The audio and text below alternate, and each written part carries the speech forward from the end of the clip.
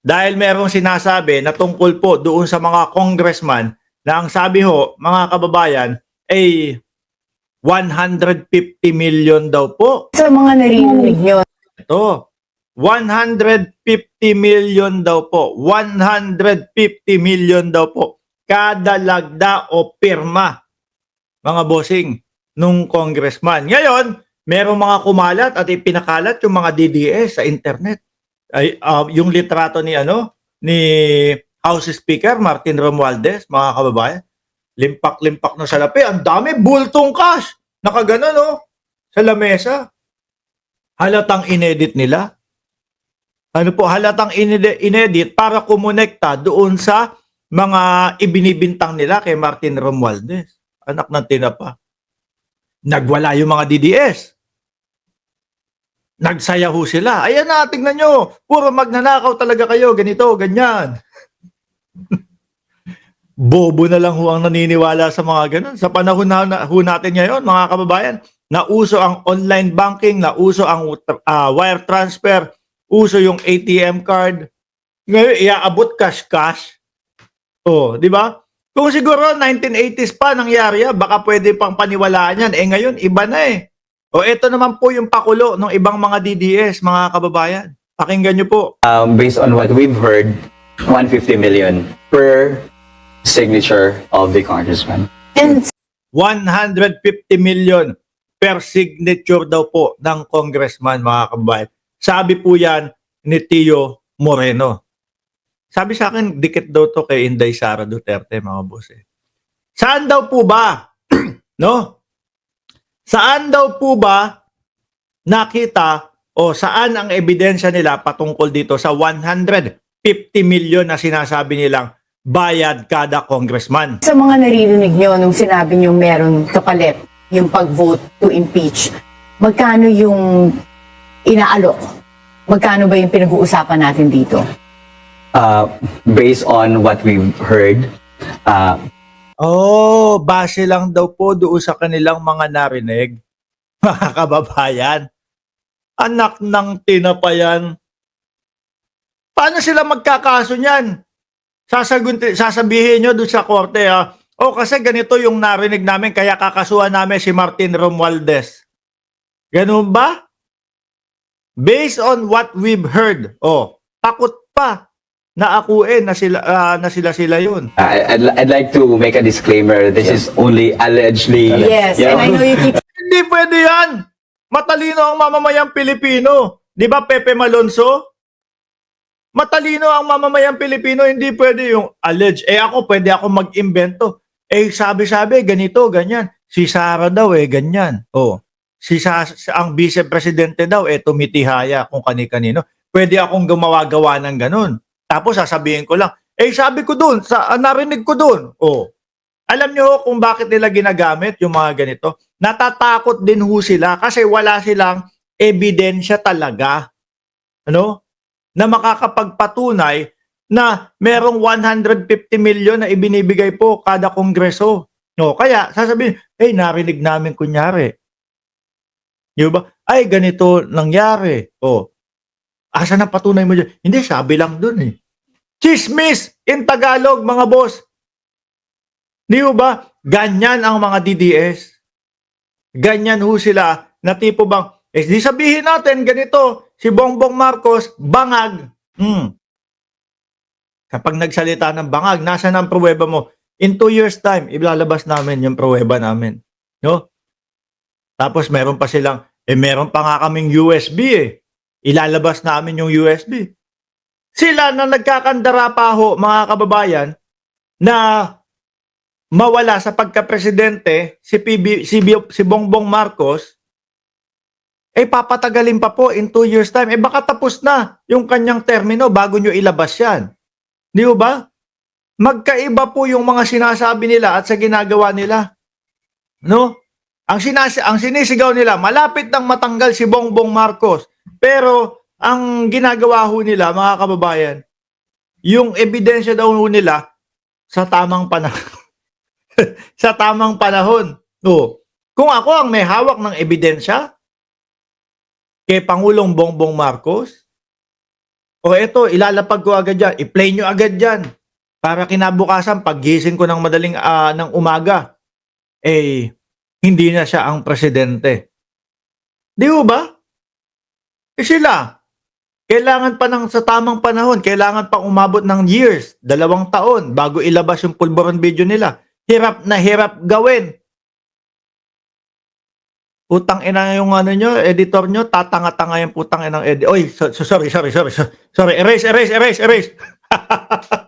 Kala ko sa nasa MRU tayo, sa Mark Ramos Uncensored. Hindi, totoo lang mga kababayan. Pinakabobong editor ho yata yung nakita ko nung nag-edit na ang Pangulong Bongbong Marcos, yung gumanon daw ho. Kung sino ka mang nag-edit noon, ang bobo mong putang ina ka. Sorry hindi ko mapigilan Mahihina ho ang kukote, mga kababayan. Di ba, maipilit at maipilit lang yung mga gusto nila. Kung gusto nyo, yung mga ganyang usapan, pumunta kayo doon sa Mark Ramos Uncensored. Doon, maiinit tayong mga bumabanat doon. Game.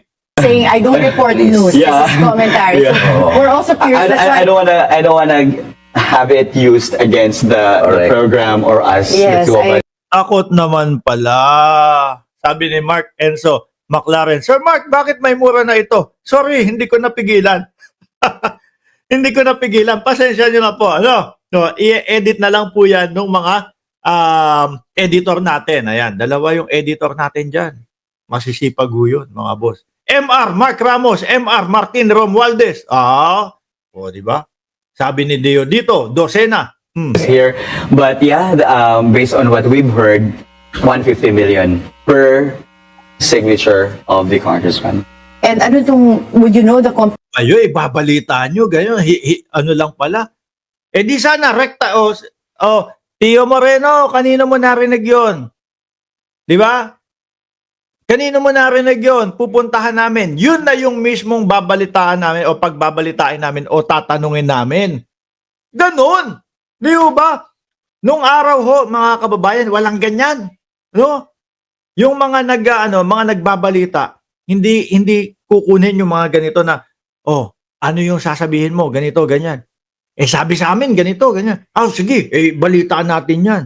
Hindi huubra nung araw yan, mga kababayan. Kasi ako, bakit naman, Mark Ramos, nakikinig ka na ng mga radyo dati? Nung mga talapihitan, mga ganyan ang tawag dati, di ba? Oo, nakikinig na ako. Kasi mga kababayan, nung nandiyan kami sa Tondo, syempre, yung lola ko.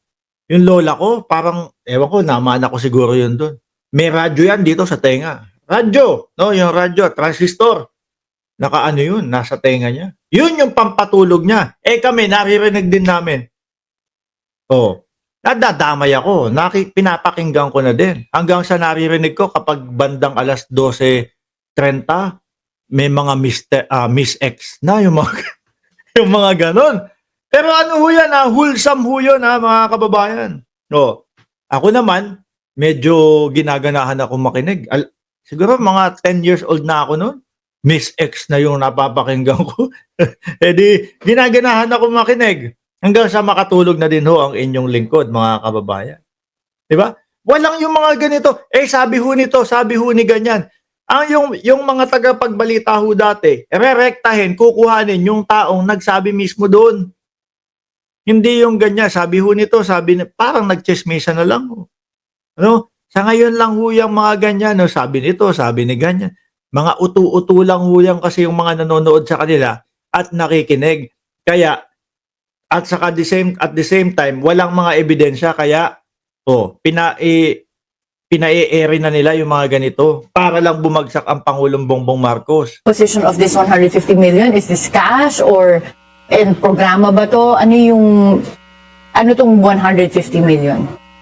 Actually, it's AKAP. Yun, doon nila pinapadaan daw ho. Yung AKAP, AX, mga bossing, yun daw, ipinangbibili ng boto ng mamamayang Pilipino. Diyos ko, panis na yan. Wala na maniniwala niyan. Nung dati, nung si Bongbong, si Bato de la Rosa at si Bungo, sagana ding magpamigay ng AX-AKAP yung mga yan eh. O di ba, bumabalandra pa yung mga mukha nila nun. Ngayon, ewan ko kung totoo yung sinasabi nila, mga kababayan. Kasi base po sa kanila, wala. Gawa-gawa lang po. At ano lang, hearsay lang po. Sabi nito, sabi ni ganyan.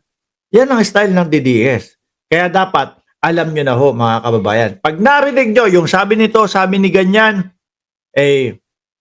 pass nyo na agad yan. And AX, and more, the other chunk of that is for the infrastructure development of the district. So, naka-divide yan lahat, tatlo. And yeah, one Do of you know yung pagka-divide? How much? I'm not sure with the figure now, but I've written about it. I just can't recall the exact number, Attorney Kyle. Hearsay. No? Hearsay. Sabi po, narinig lang namin. I'll provide it to you later. Dr. Richard, do you have any idea? Because based on some of the sources, they say it's 25 million in AKAP, so yung ayuda that you can give, and then 25 million in AX, and 100 million hard projects I of read their that. choice. I read that as well. So, ako po, Opo, I heard, anak ng tinapa. I heard that as one. Oh. Grabe. ay nababasa ko lang din. Mm-mm. So, I don't have, a hard copy or direct information, pero it's all over. Kasi wala naman talaga kayong ebidensya. Kaya, ganyan ang ginagawa nila. Narinig ko po, ganyan. Nabasa ko po, ganyan. No? Yung mga uto-uto naman po na tagasunod ni Max Alvarado. Ay, putik na to si Jay si Jay Danakim eh. Baka ma-hurt si Max Alvarado. Mark, love na love niya si Marcos Seta.